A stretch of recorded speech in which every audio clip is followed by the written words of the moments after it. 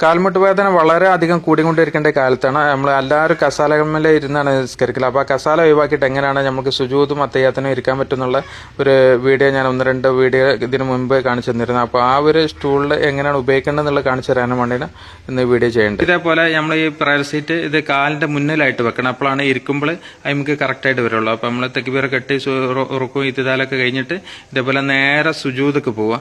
സുജൂദക്ക് പോയിട്ട് ബാക്ക് സപ്പോർട്ടിന് വേണ്ടി മാത്രം ഇത് ഉപയോഗിക്കുക കേട്ടോ.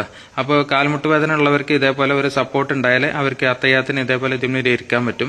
അപ്പോൾ നിസ്കാരം സുജൂദൊക്കെ കറക്റ്റായിട്ട് ചെയ്യാനും പറ്റും.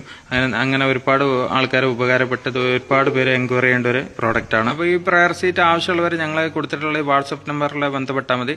2 സൈസിലാണ് അത് പ്രോഡക്റ്റ് ഉണ്ടാക്കിയിട്ടുള്ളത്. ഒന്ന് കുറച്ച് ഹൈറ്റ് കുറഞ്ഞതും മറ്റേത് കുറച്ച് ഹൈറ്റ് കൂടിയതാണ്. ഒന്ന് 23 സെന്റിമീറ്ററാണ് ഒന്നിന്റെ ഏറ്റവും നോർമലായിട്ട് വരുന്നത്.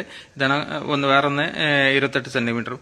അപ്പോൾ 23 സെന്റിമീറ്ററിനാണ് കൂടുതൽ ആൾക്കാർക്കും കംഫർട്ടായിട്ട് യൂസ് ചെയ്യാൻ പറ്റുന്നത്. 28 സെന്റിമീറ്റർ നല്ല കാൽമുട്ട് വേദന കുറച്ച് അധികമുള്ള തീരെ മടങ്ങാത്തവർക്കാണ് ഇത് യൂസ് ചെയ്യാൻ പറ്റുക. അപ്പോൾ ഇതേപോലെ പൊന്തി ഇങ്ങനെ നിൽക്കും 28 സെന്റിമീറ്റർ ഉപയോഗിച്ചിട്ടുണ്ടെങ്കിൽ.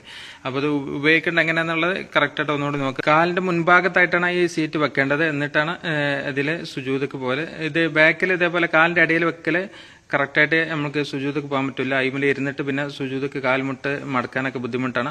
അപ്പോൾ അതുകൊണ്ട് കാലിന്റെ അടിയിൽ വെക്കരുത്.